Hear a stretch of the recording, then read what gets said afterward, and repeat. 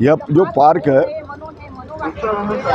मैंने 2001 में इसकी एप्लीकेशन की थी एनआईटी में कि यहाँ पर 130 एकड़ ज़मीन जो पार्क के लिए नागपुर शहर विकास योजना के अंतर्गत रखी गई है, यहाँ पर एक नेशनल पार्क बनना चाहिए। तब मनु कुमार श्रीवास्तव ने 2003 में इसका टेंडर निकाला था और उसमें 3 लोगों ने हिस्सा लिया था। वह 99 साल की लीज पे देना था, जिसमें एनआईटी का 1 रुपया नहीं लग रहा था। और इस ज़मीन की उस समय जो कीमत थी, जो ज़मीन मालिकों को देनी थी, तो 20 करोड़ के आसपास थी।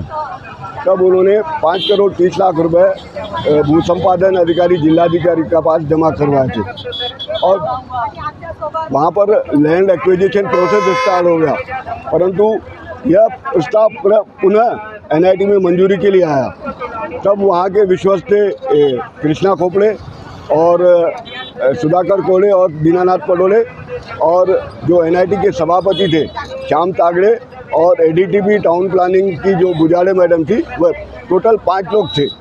उसमें से जब प्रस्ताव वहाँ पर आया तो कृष्णा खोपड़े और सुधाकर कोले और दीनानाथ पडोले ने उसका विरोध किया।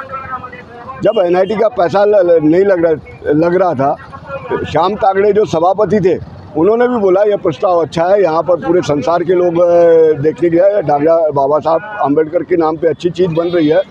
परंतु उन्होंने विरोध किया। कुछ लोग, जो 3 लोगों में से कुछ लोग थे जिन्होंने टेंडर भरे थे, वो ज़मीन मालक थे एक्चुअली, वो चाहते नहीं थे कि यहाँ पर पार्क बनना चाहिए। उन्होंने 3-4 खोके कृष्णा खोपड़े वगैरह इनको दे के खुश कर दिया और इन्होंने अपना ईमान बेच दिया और इस प्रस्ताव को 3-2 से गिरा दिया। फिर भी मैंने हिम्मत नहीं हारी, आज तक लड़ते रहा।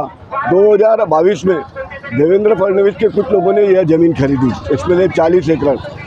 तब मुझे लगा कि अभी मेरा यहाँ पर इनके से मुकाबला करना बहुत मुश्किल है, और उसके लिए मैंने पहले तो कई आंदोलन किए थे।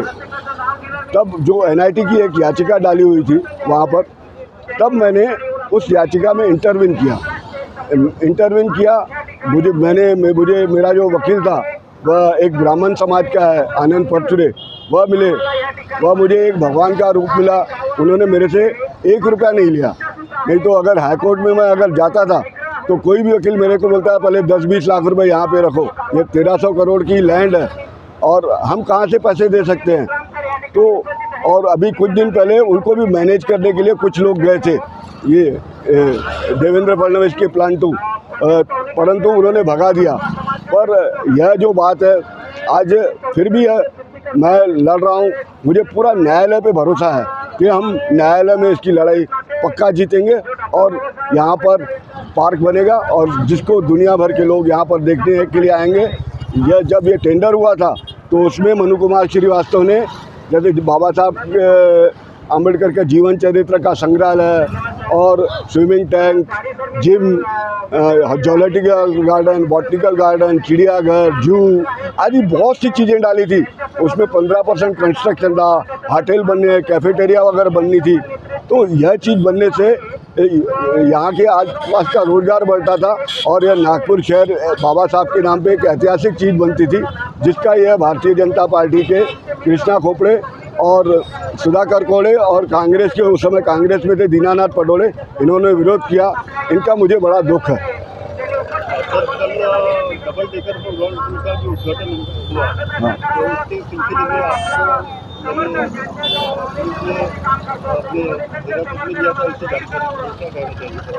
कल हम जो लोगों में गुस्सा था, काफ़ी लोग मेरे पास आए थे, बोले वेद भैया, ये हम जो देवेंद्र फडणवीस है, इनके लोगों ने ज़मीन खरीदा है और जो भारतीय जनता, कृष्णा खोपड़े भी वहाँ आने वाले थे, तो उन्होंने हमारा विरोध किया था, तो हम इन्हें काले झंडे दिखाएंगे। बोला बिल्कुल दिखाना चाहिए, क्योंकि क्या हम कोई और कुछ तो नहीं कर रहे। उनको काले झंडा दिखाना हमारा संवैधानिक अधिकार है।